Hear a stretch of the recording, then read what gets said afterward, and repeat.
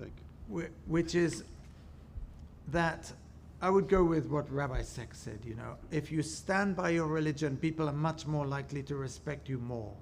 And in general, that is what I've found, that the the imams and other Muslims that I've come across in my work and interfaith meetings and so on, if you stand up for the basis of Judaism, you are much more respected and they know what they're dealing with and it's easier for them.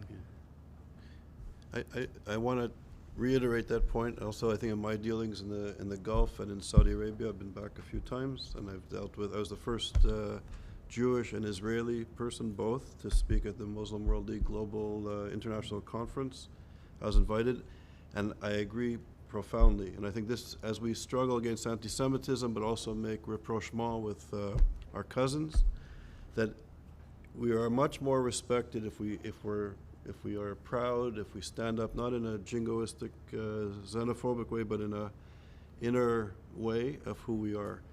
So in this context, it's very important. And also, during my days in the anti-apartheid movement, I was always proud to be Jewish and a Zionist. And although people may not have agreed with me, there is a deep respect. And when people know who you are and you're transparent of who you are, there's a respect and an openness.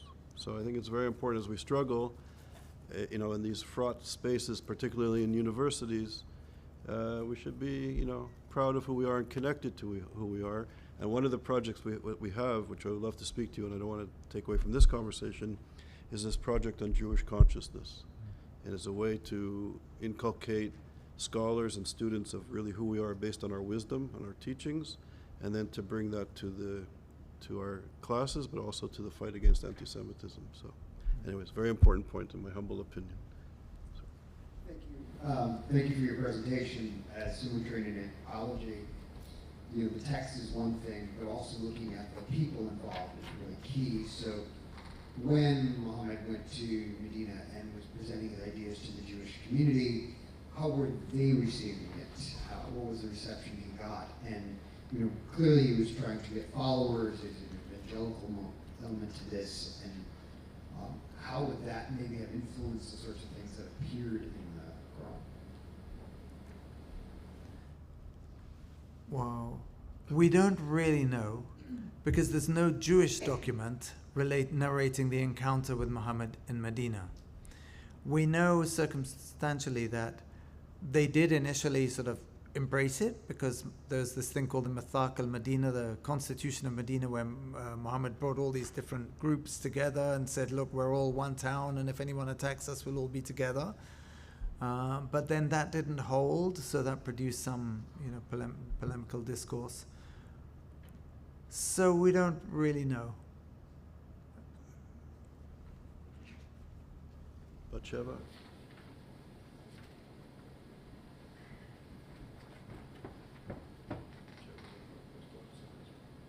Thank you so much for your talk. What you presented was deeply theological, and I wonder, how did the secularization of the Palestinian movement, which took place around the late 90s, 2000, affect perceptions of the Jews and of the Holy Land? And does it render the Quran less relevant in terms of contemporary geopolitics? This is a brilliant question, which I'm just not qualified to answer. I'm just, I'm a banker. And I've gone into I think I can talk about the biblical intertextuality, but would have no better answer than an average person, the next person, but it's a fascinating topic, because how did we get from the scriptural connection to the tropes that are going on in the world today? And I think we mentioned, from the river to the sea, we got to that bit. But all the other stuff that's bandied about globalized, the intifada. I mean, the intifada is not even a word that comes up in the Quran. Or, jihad, which is mentioned about, 80 times or something in the Quran, or 40 times, but nearly all the time is nothing to do with holy war, which is just a mistranslation. That, I'm sure there are people who've done this study, but how we got from, the scriptural thing to where we are now, it's just it's so far away.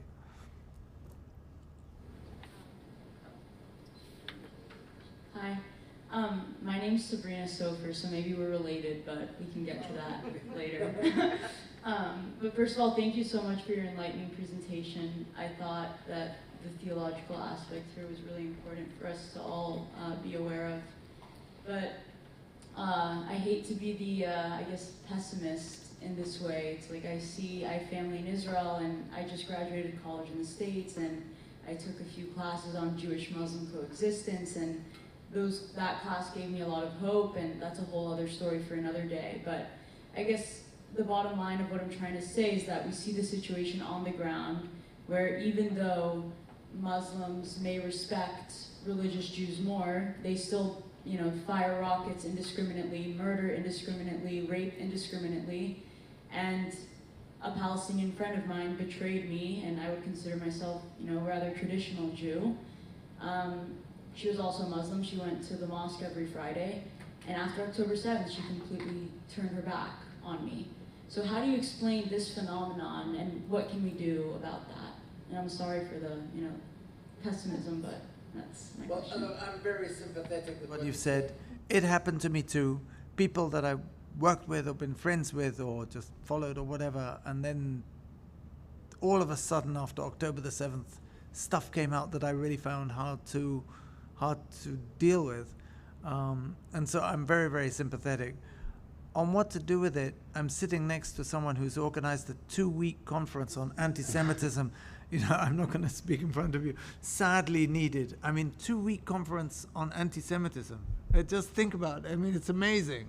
And you all turn up, this crowd in this room and another amazing crowd in the other room. It's incredible, really, that it's needed. Yeah. You're doing a great job, but it's just a huge thing. It affected me very much when I just realized that there's a 2-week course on anti-Semitism and that, serious people turn up. So I can't speak more than the next person. I can't override a 2-week conference on the subject. I'm not so expert in that. This is the second time I've heard you. Thank you for both times today. I just have a quick hypothesis that I'm wondering in answer to the question about doctrine, and also the suggestion from our colleague, Professor Chavez, about reading in Arabic, reading in Hebrew, reading in Greek. Might it be the case that it's because we don't read anymore? And I really mean that. Do you suppose that could be an explanation? Oh, well, that affects much more than the scriptures. I have a brief. You want to answer? No. I have a brief. Another question. Okay. Go. I don't want to. You want to respond or? No, Sorry. I don't have a very good answer. It's part of a global thing towards, taking snippets of things and, globalize the Intifada.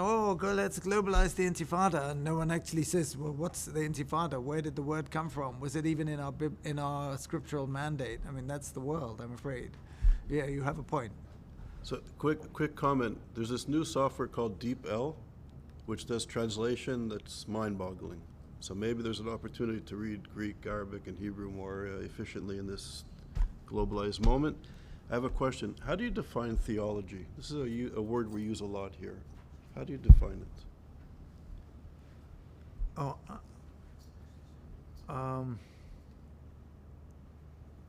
Wait, there's a professor of divinity. Yeah. I'm handing over to you.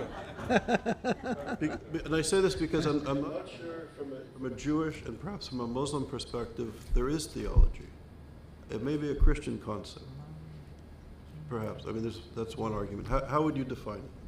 Well, I would say that. Can we have a microphone? Where's the microphone? Sorry, Ezra. Ezra, you'll be next. Sorry. And Meng. So Ezra and Meng.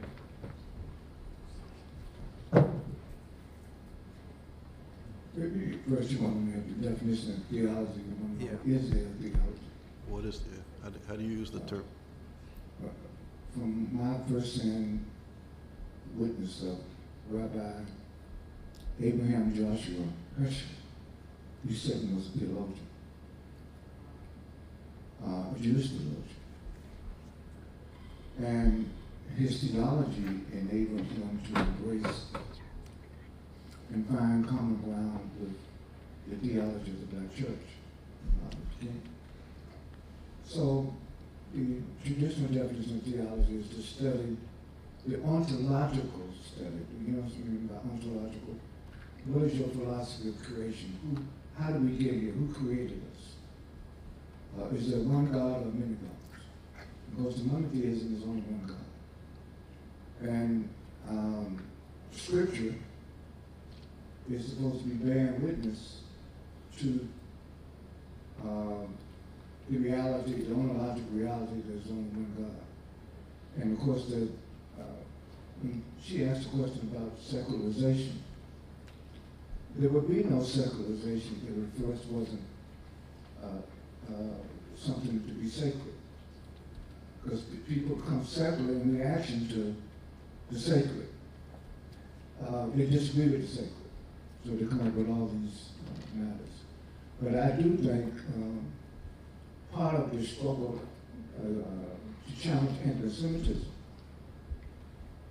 is to understand that anti-Semitism itself is a sin. It's an affront to the oneness of our humanity. It's an affront to what the Creator, God, Theos, and the universality of creation. And I think one of the tragedies of human journey is that we start out as one, but then we self-divide, we create some hierarchical structure, and all in defiance of the oneness of theology. So I think that part of our work, Charles, and he says this word's been thrown around for a reason, because you cannot, in my view, understand the violation, the theological violation of the existence of anti-Semitism. The denial of the humanity of Jewish people, the denial of the humanity of people of color, the denial of humanity, and then to even suggest that Aryanism is the height of God's creation, which is also in the front. So yes, I think, but I also believe in interdisciplinary. We need all of this. We need law, we need economics, we need religion, because we live in a world that is disciplined.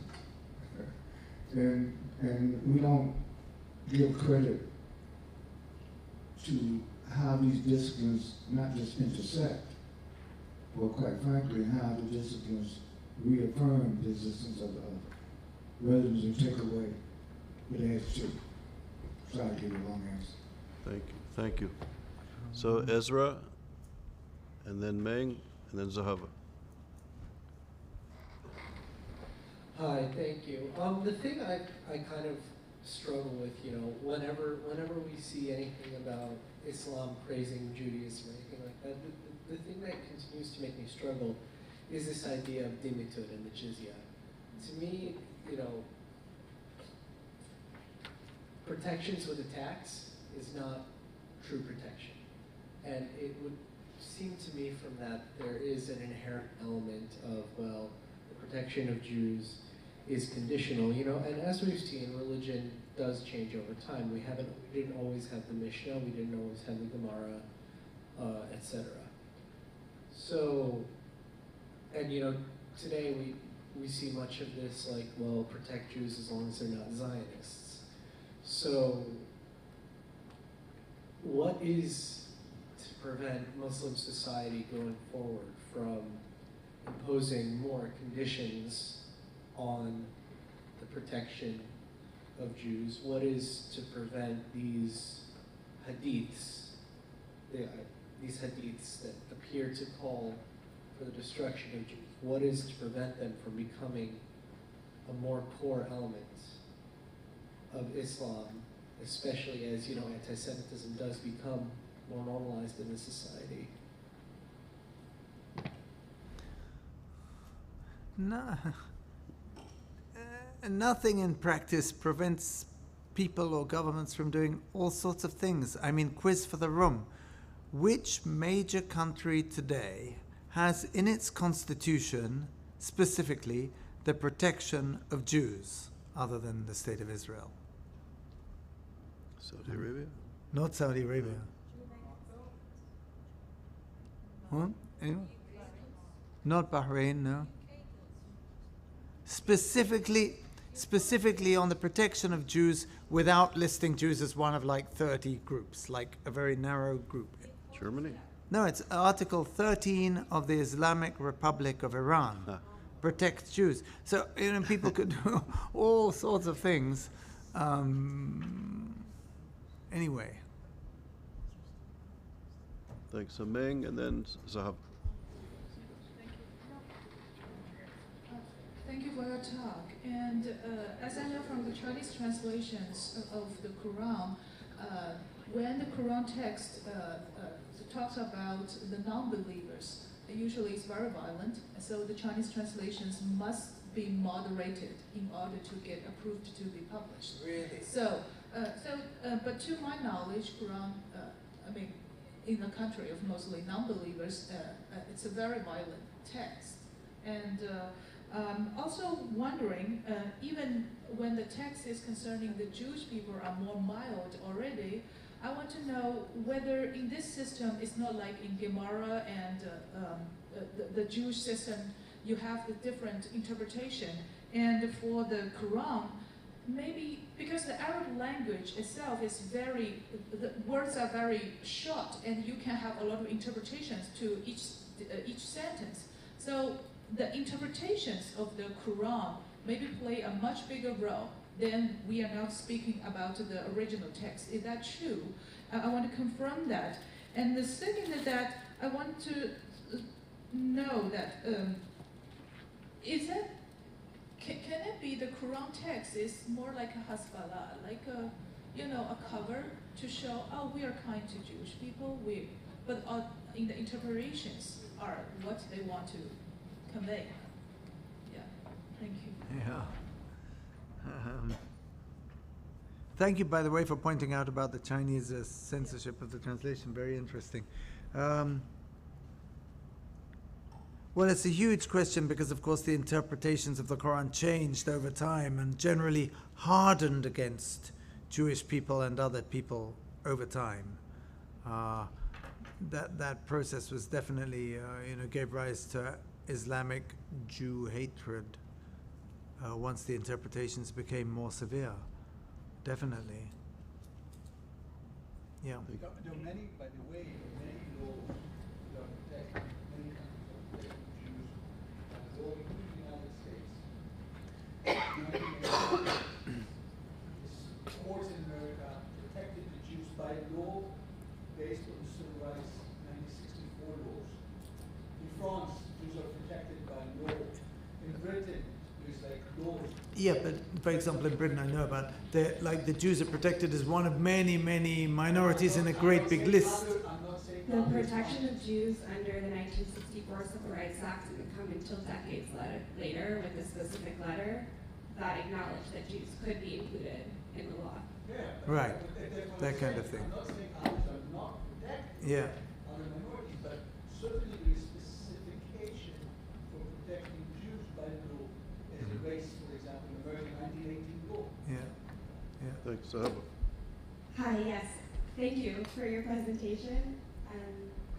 I want to respond to the question about theology for a minute. I'm going to respectfully disagree with Dr. Chavez and the depiction of Rabbi Ibn Bashar as a theologian, because theology, like all terms we use, anti-Semitism being one of them, comes from a particular time and context to describe a particular act or idea.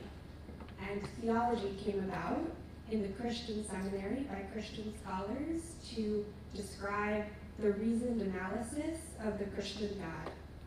And so within Jewish studies, and in my experience in a divinity school, theology does not necessarily depict a tradition of Jewish relationship to halakha or Jewish meaning making. around God in Scripture, and that it is in fact, many would argue, specifically a concept that refers to a Christian reasoning of a Christian God. Jewish theological study. Yeah, okay, sure, but theology is used in a more general sense. So since we're in Oxford, the Oxford Dictionary calls it the study of the nature of God and religious belief. So doesn't attach any specific. But I learned this interpretation too. That was how I was referring to. This is what I kind of learned. So, okay. But Larry's right. Jews who were allowed to or welcomed into teaching professions at places like Oxford or Harvard were welcomed as scholars of religion, and the only way they were welcomed into those practices was through putting the study of religion within a context of theology. So just because that was prescribed onto the study of Jews or Jewish assimilation into American society such as JTS, doesn't necessarily mean that that term best describes a Jewish experience.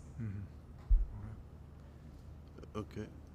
One question in the back. I don't want to get and I think this is the last question.